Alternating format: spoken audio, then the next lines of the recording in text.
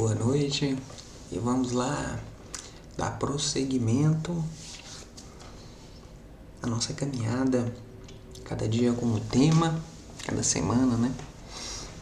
Hoje vamos retomar os instintos e vamos falar hoje do primeiro deles, vamos falar do autopreservação. O que é isso? Lembrando que são energias que se configuram para a proteção da vida em esferas diferentes. A gente já deu uma introdução nisso, mas hoje a gente vai estar falando da autopreservação.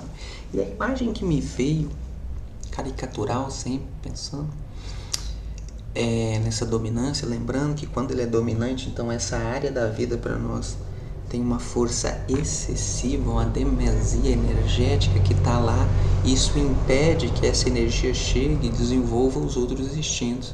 Lembrando que tem essa hierarquia entre um dominante, um que está no meio termo, tende a ser mais saudável, e um que está adormecido, ou reprimido, ou em desenvolvimento, conforme queira falar. Mas vamos ver o autopreservação, como é que é isso. A imagem que me veio na cabeça assim foi o bunker de guerra, assim. Não tem mais nada mais autopreservação que isso, né? Se enfiar debaixo da terra com os mantimentos lá, os suprimentos, poder ficar 1 mês, 6 meses, 1 ano lá nessa redoma, fechado, protegido, que é justamente o instinto, né, de controle de recurso, de gestão energética, né, da minha biodisponibilidade, do meu sono, da minha saúde, do meu vigor, de todas essas coisas relacionadas aos recursos vitais da nossa vida biológica. Então é sempre um controle nessa disponibilidade, né? Pensando em corpo, a gente está falando de pessoas que vão ter esse fechamento energético, tendem a ser mais contidas.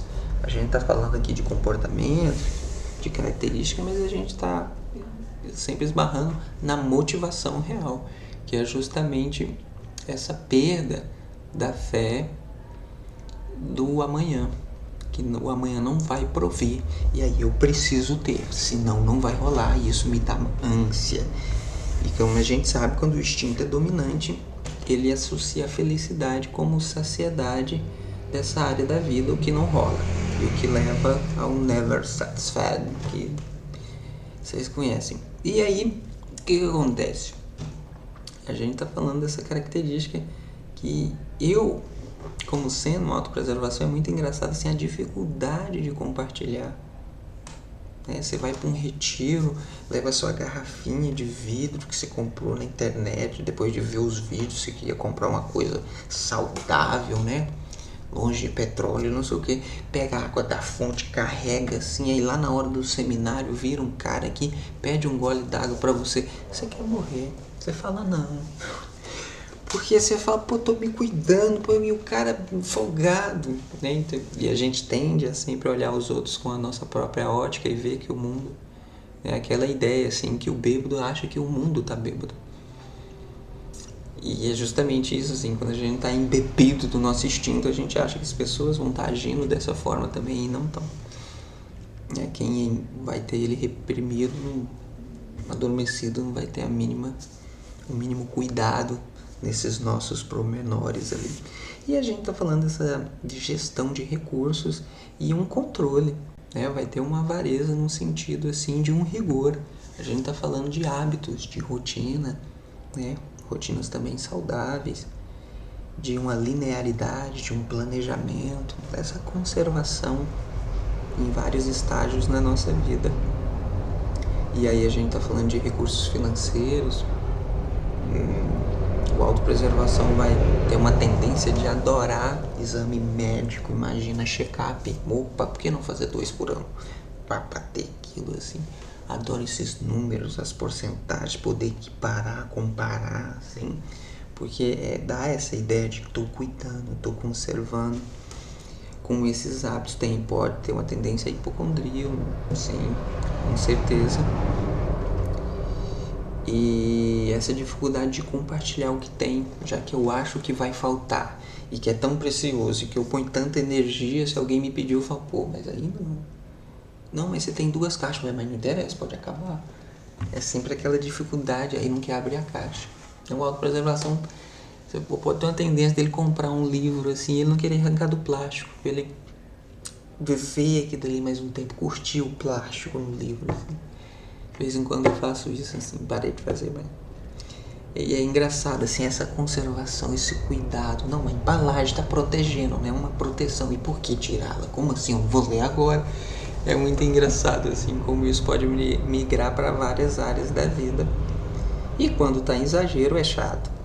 É muito chato porque gera esses acúmulos, né? E gera uma demasia da nossa atenção que não necessariamente aquela área da vida está sendo ameaçada, mas eu estou agindo como se fosse. Posso perder meu emprego, eu preciso de mais dinheiro, a reserva de emergência é fundamental. Aí você tem ela para 1 ano, 2 anos, então a tendência é aumentar ela como se fossem os cataclismas, né? A pandemia talvez validou as crenças de muita autopreservação, de eu sabia que podia dar errado aí, ó, por isso que eu tenho, que não sei o que, para poder se gabar também, né? Que o imprevisível não é imprevisível. E com isso, é claro, sempre abordando o lado caricatural, mas uma pessoa com ele adormecido vai ter muita dificuldade com essas rotinas saudáveis, porque a gente está falando da nossa estrutura, né? Da nossa casa, do nosso espaço, do nosso lugar, das nossas coisas, daquilo que é fundamental, que é vital. Então, uma pessoa sem essas rotinas saudáveis vai ter uma tendência de levantar acampamento, né? Migrar de um emprego para o outro, se lançar, claro, fazendo uma especulação, sim, depende muito de como é o instinto da pessoa e como isso age, mas vai ter uma dificuldade de fixar esses hábitos de maneiras mais estruturadas, planejadas. São pessoas, a preservação tem muito apreço ao planejamento, né? A previsibilidade das coisas. E sem autopreservação você tende a se jogar. É o carro que não tem freio, né? Não tem contenção. Ela vai. Aí quando bate, parei. Então, você vai ter outros tipos de problemas, assim, relacionado a essas... Uma das coisas que eu na minha experiência, assim, em alguns casos, sempre está relacionado às pessoas que têm autopreservação reprimido, a dificuldade que eles têm de consolidar ou validar as estruturas fundamentais da vida delas. E elas podem até ter insights intuitivos muito claros, assim, mas eles não fixam. Tem uma dificuldade, claro que sempre depende do nível de consciência, mas vão ter uma dificuldade de poder estruturar aqueles hábitos, aquela rotina que vai consolidar um platô, que vai criar um espaço maior de consolidação. Então é sempre muito relapso, disperso, e aí as pessoas têm dificuldade realmente de se estruturar no âmbito espiritual, se estruturar no âmbito nutricional, fisiológico, emocional, em vários âmbitos, vai saber o que tem que fazer, mas tem pouca motivação para fazer. Se você não tem autopreservação, você não tem muito prazer em ter esse controle, de manter esses hábitos, vai ser desinteressante. Então é sempre bom ficar atento quando esse instinto não vem a nosso favor também, e quando tá vindo demais também, não vai funcionar, vai nos trazer alguns transtornos ali.